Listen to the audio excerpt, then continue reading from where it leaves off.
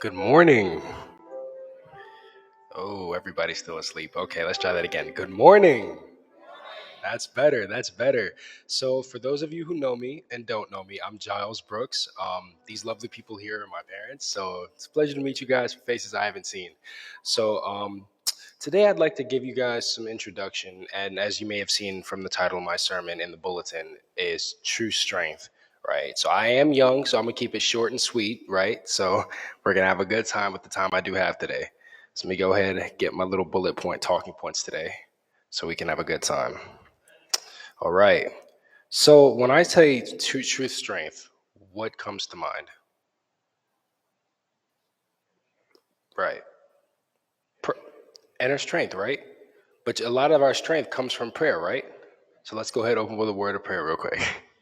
All right. Dear Lord, thank you for this day. Speak through me. Let your words flow through. Help me to have an impact on someone today, Lord, that they may hear my words and that they may it may touch their heart and they may apply it to their lives, Lord.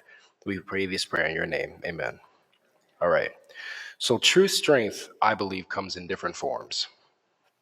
So strength can be maybe you may have physical strength. Some of us are gifted with athleticism. You may have, you may have financial strength. Some of us, maybe from a better or off better, maybe better off financially, right? Strength comes in different shapes and forms. But today I want to talk about my favorite Bible character. He was very strong. I think we all know who I'm talking about. Good try. Samson. Why was Samson my favorite? So I want to give a little context on that. So as a kid, I always wanted to play sports, right? And I always wanted to be the strong kid. I was always relatively strong as a little kid. And when I heard the story of Samson, I was like, wow, he was really that guy. He was problematic, but he was really that guy, right? So let me give some little bullet points on who Samson was, right? So Samson was born with inhumane strength. Inhumane. So I want us to picture something real quick. When I say inhumane, what comes to mind? I don't mean people lifting, right, not human, but I don't mean people lifting, you may see people in the gym throwing up 225 and you're like, dang, nah, that's not strength. Compared to this guy, yeah, that's not strength. That's nothing. So let's continue. He was very strong because of the gifts and the promises bestowed upon him from birth. It was a covenant with God. That's where his strength came from, correct? We all know the story. So we know that Samson, and as we see in Judges 15 through 14, 5 through 9, Samson tore a lion in half. To picture that, a lion is 450 pounds to a human today. Now, mind you, the Bible does give us some context. Things were much bigger back then. So the same lion that is today is not the same lion that was then. Do we picture that? Just how insane of a man that was. Mind you, Samson wasn't an old man either. This was a young guy. So think about it from a standpoint where ever since you've been alive, you have been the strongest. No one could beat you. Now, I am a teenager and I have been spending some time in the gym a little bit. So what I mean by that is, what does that do to your ego, your arrogance? If I've only been in there a little bit, imagine being the best your entire life. Samson's had some issues. I can tell you that right now. He had some issues. So let's continue. We see that Samson, because of his ego, he was very impulsive. He did things that made him feel good. He didn't think logically about a lot of his decisions. We see that, right? Right. So we can see in, yes,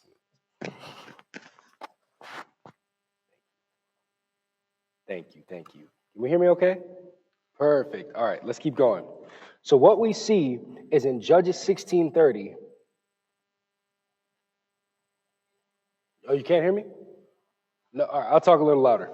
So is in what we see is in Judges 15, 4 through 6. Samson set fire to the Philistines' crops in the vineyards. You can't hear me?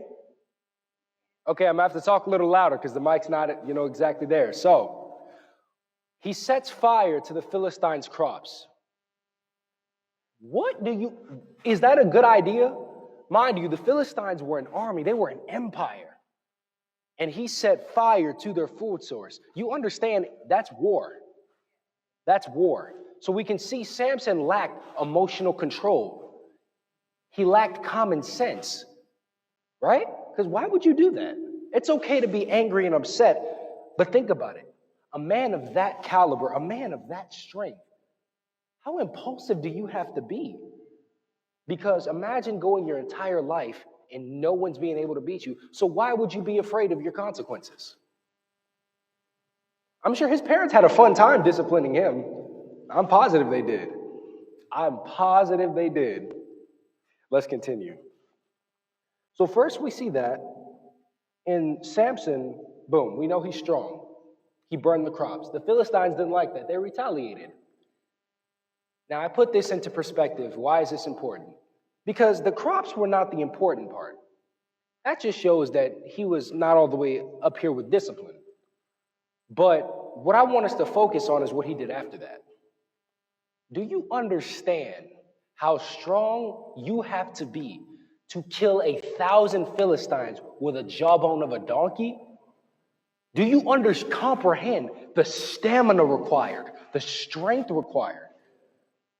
I can guarantee you the average American today cannot sprint full speed for longer than 30 seconds. And this man killed 1,000 Philistines. 1,000. How long do you think that battle went on for? How long do you think he was swinging that bone, parrying and hitting, and he just kept it up? Now, when I say inhumane strength, that's inhumane. That's what I mean by inhumane. Show me a human being today that can do that. Really comprehend that. Do you know how many people is 1,000? Mind you, not 1,000 of us, 1,000 of them. And he was one man. If that doesn't speak to who God was and who God is, I don't know what does. And the fact he didn't suffer mortal injuries? That's insane. Let's continue. So, after all of those things happen, Samson has gone crazy, killed all the Philistines. Right? Now, these are not in order. I'm just naming down the list of who Samson was to give context. I want us to picture something. The Bible does give us some description of how thick city gates used to be. You could fit, I think it was about how many chariots wide? They were big, they were thick. This man gets angry and lifts up the city gates. Do you understand? And maybe I'm glazing a little bit. Sorry, that's term for my generation. It is Youth Day. Do you understand how insane that is? I can only get a solid 400 off the ground on a good day. And he proceeded to pick them up and walk with them. He walked with the city gates on his back. Samson was a threat. He was a problem. When you saw Samson, you put your head down. People did not, they knew, oh, Samson? That wasn't a fade that they wanted. Again, more term for my generation. They didn't want that. Why didn't they want that? Because they knew who he was. But the problem was they didn't know where his strength came from. That's where the problem was. What made Samson so different? Why was he so powerful? Why could he punch a man and he go flying back? Understand this, church. That strength comes from no one but God. Imagine in the day where we're at, and there's an accident. We live in Atlanta. Y'all know how it is. There's an accident. And you see a man go, no, and lift an 18-wheeler up with his hand.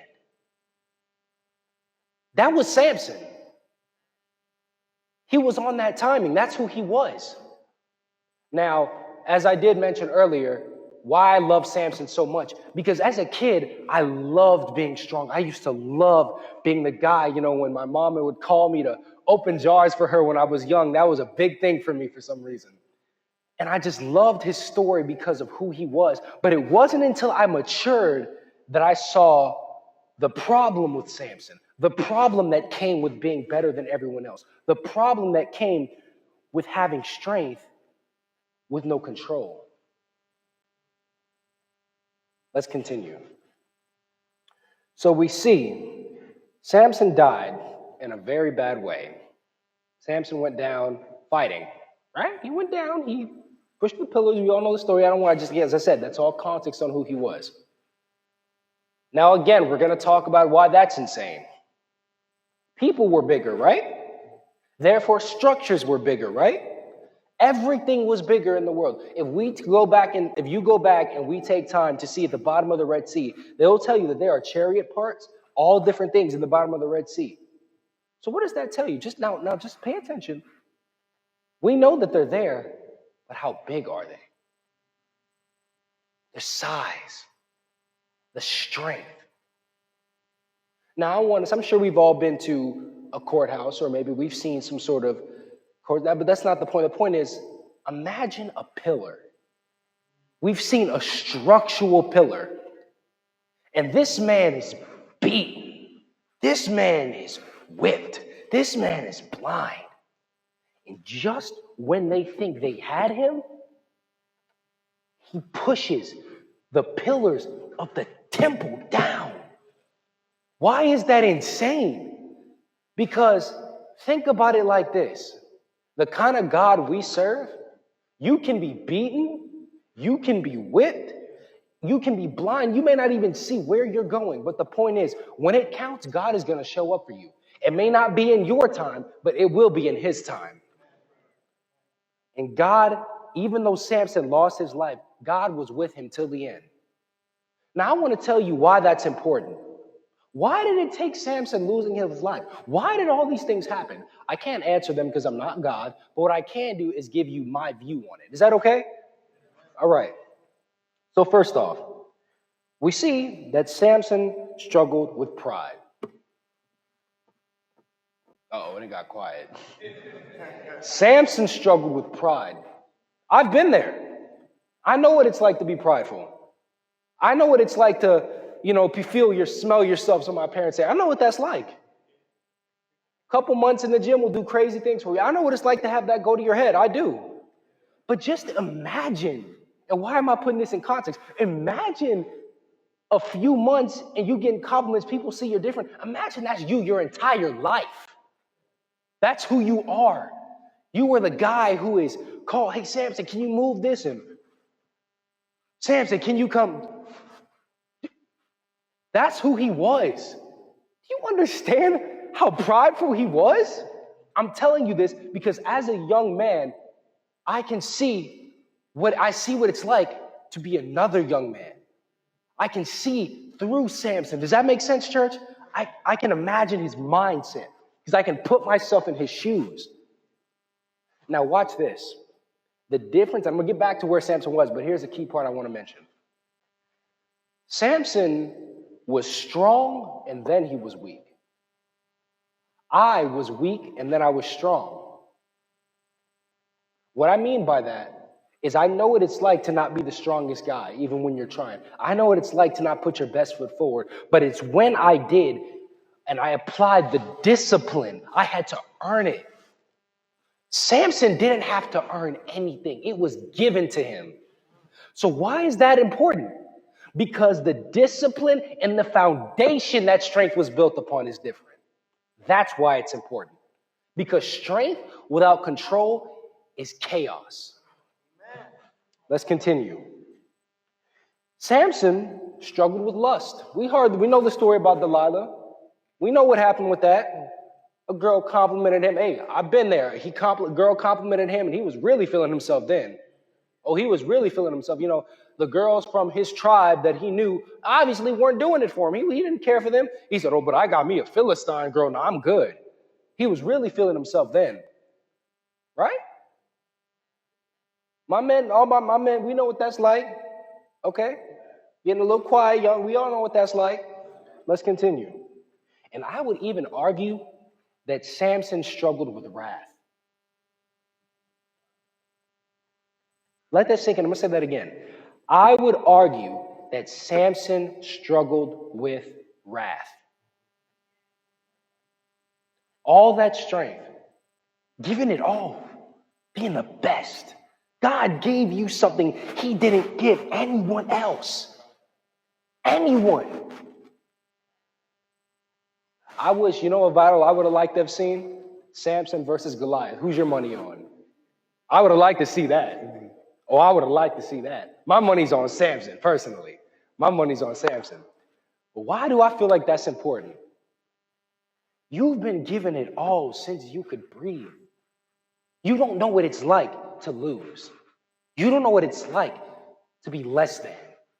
You don't know what it's like to be fearful. You don't know what it's like to struggle. People feared Samson, church. I need you to understand. People were afraid of him. They wanted him gone. He was a threat. He was a problem. He was the Marshawn Lynch of the Bible. He was an issue. Samson was a kill-on-sight threat. He was a red notice. That's how problematic he was. Really. And I need to stress that because, mind you, out of nowhere, they're ruling. They're like, okay, cool. There's some little, y'all like, oh, no problem. That's what happened. And they realized, oh, this guy's a threat. You know what? 1,000 Philistines will do the job. We saw what happened with that, right? Now imagine the faces of the soldiers when they go to see what happened at the battle, and they go, oh, they probably got, oh. And they're looking around, they're like,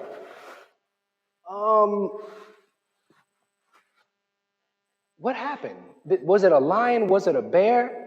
And they're looking through, and I can just imagine this, church, bear with me. They're looking through the bodies, and they can't find Samson's.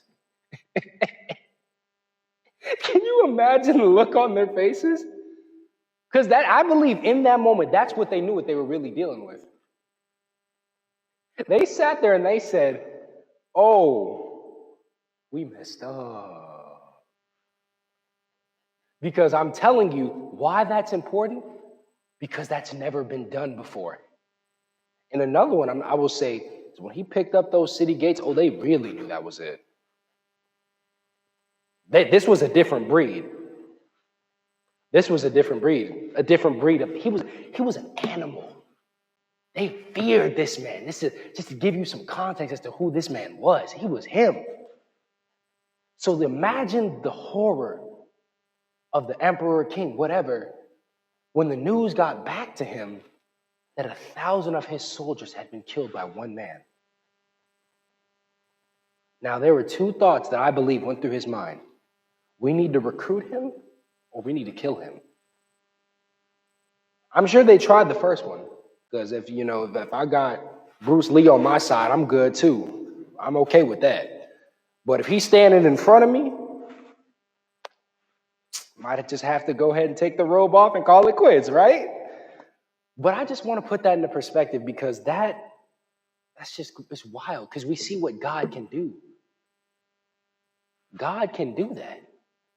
You understand the average human being can't fight off more than 3 defenders? 3 people. 3. And it wasn't like these were just hand to hand. They had weapons. Weapons. Spears, swords, shields.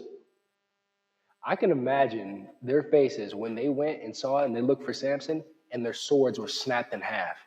Their spears were broken, shields dented, ripped apart, armor, holes in armor from fist.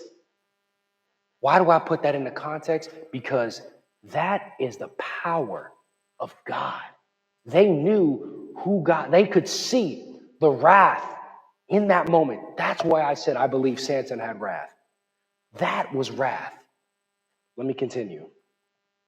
Now that we've gotten all that out the way about Samson and his problems, the issue was he never had consequences. Got to come back to that. Samson didn't have consequences. Now, I brought up the parent thing earlier. Imagine you trying to whoop the strongest human being on the planet for not wanting to cut down the tree. I believe, church, that Samson let his parents whoop him. I believe that, or he let them punish him. Because think about it. If he says, imagine his teenage years. Oh my goodness. I was a crazy child. I know he was something else. Imagine saying, Samson, go to your room. And he says, no. And he walks through the wall. There's a whole door, but he just walks through the wall. How do you deal with that as a parent? I'll give you an answer. You don't. You don't.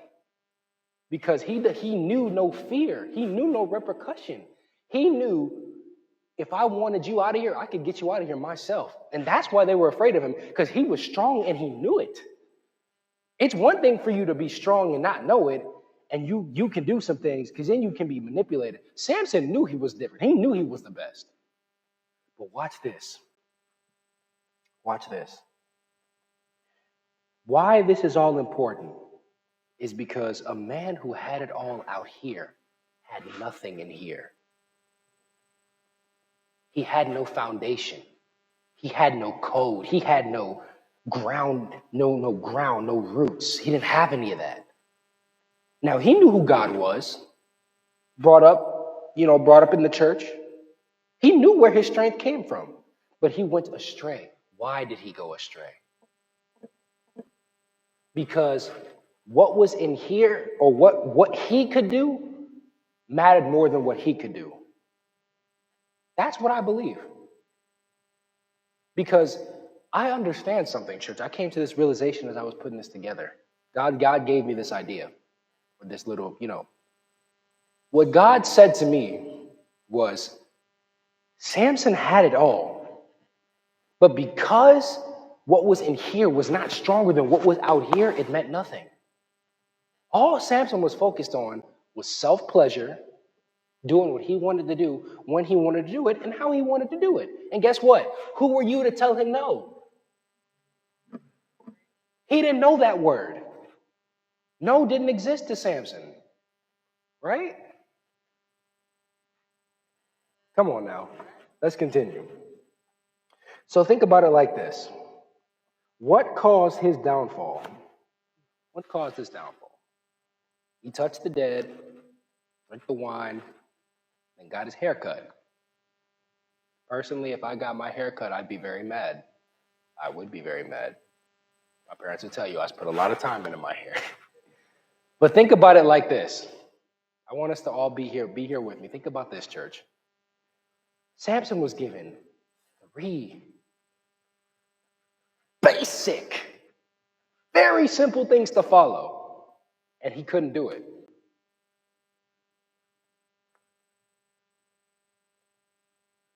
You got it all. You are the strongest human being there is. And you were given 3 basic principles to follow. And you couldn't do it. I find it funny, church, because I think sometimes that's how God does us. I think we do God the same way. God will give us so much and give us only a few codes of conduct, a few things to follow, and we'll just mess it up. It's not that hard. Look at the Garden of Eden. It wasn't that hard. Just don't eat that. Don't eat that. You can't not put something in your mouth. You can't not do that. Is that hard? You have everything else around you, but you want to eat something. I think to just really comprehend that, church. Because when I look back on these Bible stories, it really irritates me the lack of common sense these people had. It really does. And I'm going to tell you why. Because we see with Eve, none of the other animals could talk to you at first. But the one animal that can, you don't think to call, you don't think to say something. No, you want to talk to it. Does that not scream a red flag? Does that not scream, hey, maybe this isn't a good idea? You want to talk to it. And then, not only that, it tells you to eat the one thing God, who we know is the Father, who owns everything, and it tells you to disobey him. Again, no red flags go off. You just sit there and eat it. And not only do you eat it, you call your husband to eat it. You call your husband to eat it. And I'm getting on Adam too, because he knew better. He knew better. But that's not what happened. You're going to disobey your father. What that's like to me, church, that's like me minding my business in my room, and some random stranger comes in my house and says, hey, you should take your father's keys and take his F-150 Lariat and go for a spin. That's what that's like. The only difference is I'd be dead. You see, God was a lot more merciful than that with them. God was a lot more merciful with them, okay? Me, maybe not so much. But it irritates me because of how simple it was to follow those instructions. Let's continue. The issue I believe that we're having is that Samson had little consequences, but the one time he did have a consequence, it cost him his life. His consequence was his life. That was Samson's sin. His sin was he let everything God gave him, took it as his own, didn't remember. He knew where it came from, but he didn't treat it like it came from where it came from. He didn't wield it. I'm not going to say he didn't wield it to help people, but the point is when it came to wielding it for his own pleasures or things that he wanted, he blew it out of proportion. He blew it completely out of proportion. Because think about it, it's one thing to kill a lion to come at you, and then you pull the lion in half. That's one thing. Then it's dead, and you touch it. You know not to drink. But you did it anyway. You know that your hair, obviously, and if the other two slipped, okay, you slipped and your hand fell in some dead things. Okay, maybe you accidentally, okay, I could understand those two. But your hair, it's with you every day, everywhere you go. That should be the easiest one, I would think. But all because you wanted to please a woman, that you lost the greatest gift that God could have given you. You lost it. You lost unparalleled strength. You lost unparalleled, might. You were a warrior. Samson was the guy. But all because you wanted to gratify this and not this and not that. You did what felt good. I believe as a man, one thing a lot that's wrong with my generation of men is we're so busy doing what we think feels good. We're so busy doing what makes us feel good, whether it's vaping or doing all this foolishness, all these things. So busy doing things that give us a buzz or make us happy. Sometimes that's not what life is about. Sometimes I believe life is about being quiet, pulling your pants up and making it work. Because life is not always going to be fuzzy. God has proven that life is not always going to be fuzzy. We are God's children, but he's proven to us, hey, you're going to follow me. Bad things are going to happen. I will protect you, but it's not as if you are exempt from complications and problems. Now let's just all put that into perspective. Come back down with Samson. Here we are. We're back with Samson. All these things with Samson. We see this whole self-pleasuring thing has been going on thousands of years. We still haven't learned our lesson. We still have not come to a point of conclusion and understanding. Maybe doing what's important and what needs to be done comes before what we want to be done. Why is that important? Because if you are only focused on what you want, you will never get what you need in life. And God can't give you what you need if you don't put that first. Because the Bible does tell us when we take a step towards God, he what? So the point is, God is going to meet you there. But God is not just going to give you anything. God is not a charity. God isn't going to give you something just because you asked for it. And you want to know why that is? Look at Samson. I'm going to say that again. Why does God not just give us things without us putting in work or making an effort? Look at Samson. That is the perfect example as to why I believe God does not just give us things. God gave him strength that made him the strongest man on that planet. And he killed 1,000 other men. And he got himself killed. The one consequence he had took his life. With great power comes what? Great power came great responsibility. So with that great power, for misuse of it had to come a great consequence. I think that's fair, right? And in misusing that power, it cost him his life. There wasn't going to be a slap on the wrist for that. Because God punishes us accordingly.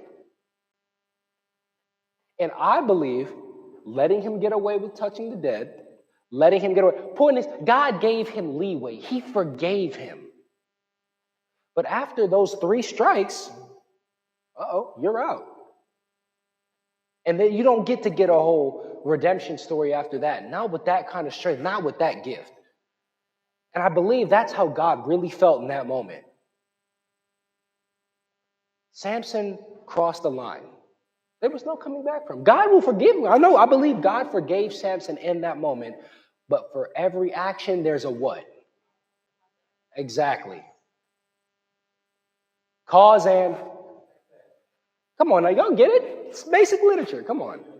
So we know that is science. That's literature. That's what happens. What you give is what? Okay, we get that. So my thing is, why didn't Samson? Because all his life, all he ever did was get. God gave him the gift.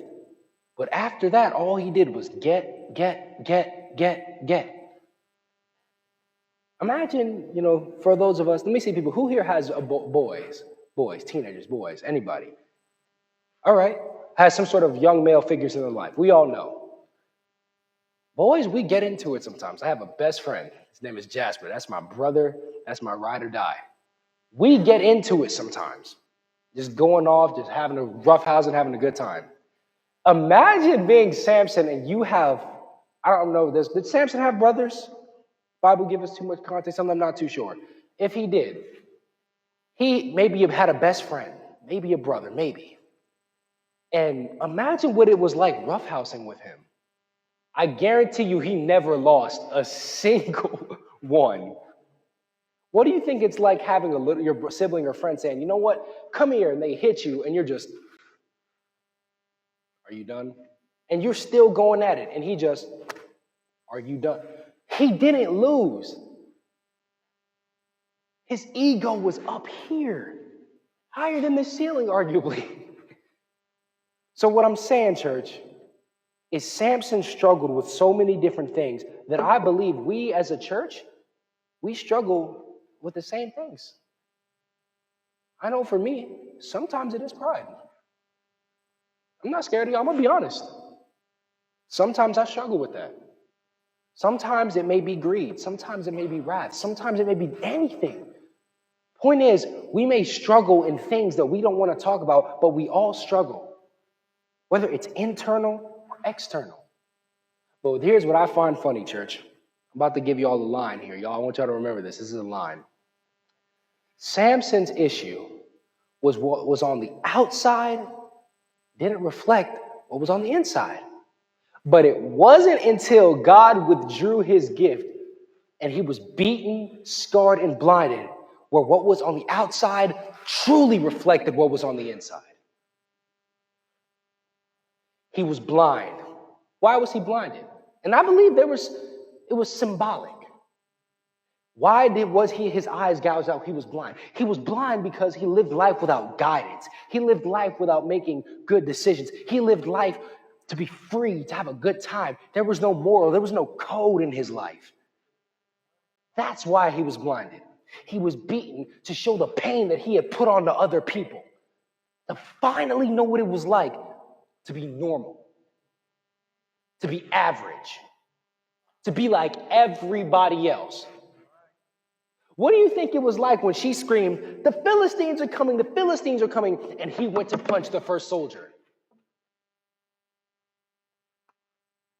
I can see that in my head, him going for that punch, and the shield just, what do you think the realization was like in his mind? That was it. That was it. He was beaten, and he finally knew what it was like to feel a punch. He finally knew what it was like to take a hit. He finally knew what it was like to feel weak. And in that moment, I believe Samson had the most growth, because it was in his moment of weakness, when he knew what it was like to be beaten, where he grew more than he had ever had in his life. And sometimes, church, I think that's why God does that to us. Sometimes in life, it's going to take us taking a hit. It's going to take us having things taken from us. It's going to take us struggling. It's going to take that. God has to remind us, you're good, but you're not great. You are not better than anyone else. You are still human. You are still a child. You are still my child. And I think the problem was, and I think I may be stretching with this, I feel like Samson, in his heart, even though he may not have said it, in his heart, it was blasphemy. I'm going deep now, huh?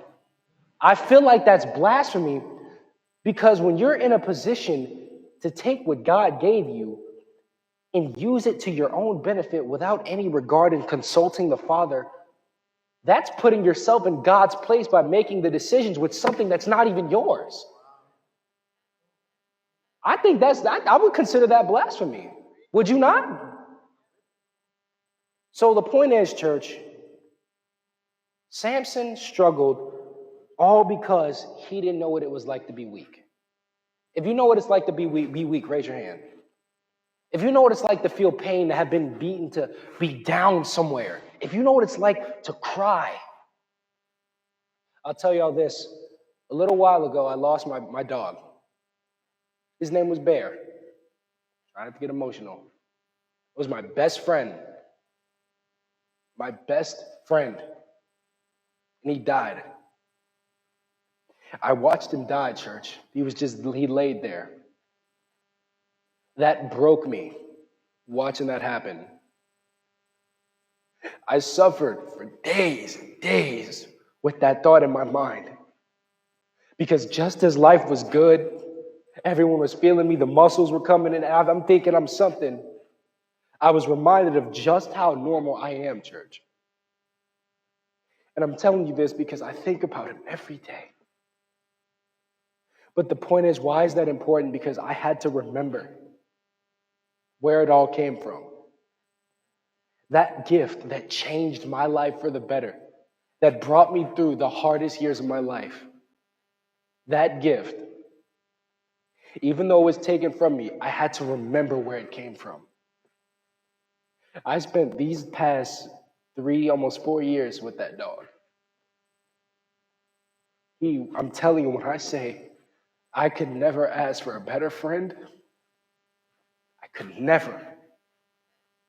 He was there when I needed him.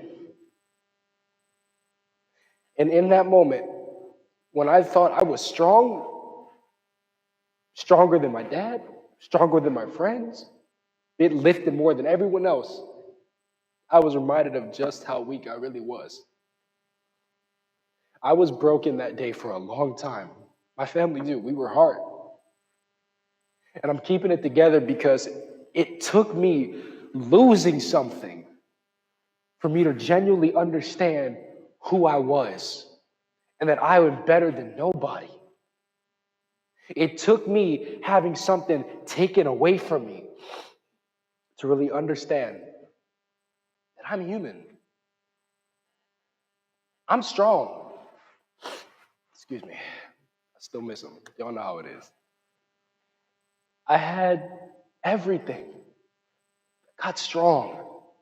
For those of you who had seen me a while ago, you remember how I was, a little bigger, a little shorter, you know. I had gotten everything I had worked for. It was in front of me and I had grabbed it. But what it took, is I'm gonna tell you, when I said I struggled with pride, it went to my head. It did. And I'm not saying God signed off on me losing my dog, but what I'm saying to you, church, is I felt that. Appreciate you, Pops. What I'm saying is I felt that. I really felt that. And that's why I could resonate with Samson so much. Because just as everything was there, the strongest, the fastest, I'm currently almost able to dunk a basketball on a 10-foot rim. 5% of the population can do that. 5%. I enjoy pushing myself to the limits. But the point is, it took me losing my best friend for God to humble me and say, you are still a human. You are better than no one. And the hardest part of it all was that consequence was not upon me. And I'm not saying, as I said, God signed off on that. But I believe in me losing my dog, there was a lesson. And I believe God brought me back down to earth and said, hey, I'm proud that you've done this, but you need to remember something. You are greater than nobody. You are better than nobody. Because for you are still my child and you are still a human being. Ashes to ashes, we all go the same way. And that is where I believe Samson messed up. So as I said, keep it short and sweet. I'm going to bring this to a close. Church, I don't want it to have to take something for us to have to realize. I don't want it to have to take a consequence for us to have a realization. Go spend that time with that person you don't like. Push yourself a little harder when you may be working out. Make that donation. Make that connection with somebody. Take the time to go out of your day. Because I'm telling you, in that moment where my dog laid life, listen, I saw that. The only thing I could think about was the things I did differently. And I'm sure Samson had that same thought. Maybe I shouldn't have killed 1,000 men. Maybe I shouldn't have touched the dead. Maybe I shouldn't have let her cut my hair. But it's too late. There's nothing we can do once we're at that point. And we're in a time where mistakes are costing more and more and more. I believe as we grow, and you're a child, the older you get, you start out in life with a pencil. You make a mistake, what do? You can erase it. But I believe the older you get, your life it gets traded out for an ink pen. And the older you get, the thicker that ink becomes and the harder it is to erase those mistakes. So what I want to bring this together today to say is it's okay. God sees you. God is proud of you. God sees the work. God sees you taking the steps. But remember, when you start to feel it, when you start to understand that you are becoming the person you wanted to be, just remember, it takes this to bring you right back to where you were. And in that moment, in losing my best friend, I had two choices. I could sit there and cry and let it break me for a week. I could eat all the ice cream I wanted. I could sit there and cry in a puddle of tears. Or I could grow from that moment and understand how grateful I was to have a friend like that. I'm trying to tell y'all, church, I couldn't have asked for a better dog. I could not have asked for a better dog. And I say that to you because it took my baby being taken from me for me to understand. I'm just like you. It means nothing. The strength, the money, it doesn't mean anything. Because when we all go the same way. So take the time out of your day to just remember, everything is going to be all right. But consult God in the things that He's given you. Use your gifts in the things that God has blessed you with to help others. Because I'm trying to tell you, That boy was so funny because I didn't see it, but we had people come over who were afraid of dogs. And he got rid of that fear. The sweetest baby. It took me getting stronger to go outside and say, hey, maybe I should go help my dad lift that. Instead of me saying, hey, it looks good, and doing it for the gratification of other people, do it because it helps. Use it. Because it's not about what's done in the light. It's about what? Because what is done in the dark, come on, church, you got to hear me. What is done in the dark and what is on the inside will come what? And that's what Samson was all about. What was on the inside became the outside. The problem was it was too late. It was too late. Don't make that same mistake, church. Hear my words and go about your day. Stay strong, for we are in this together. For the time of his judgment has come. Amen? Amen.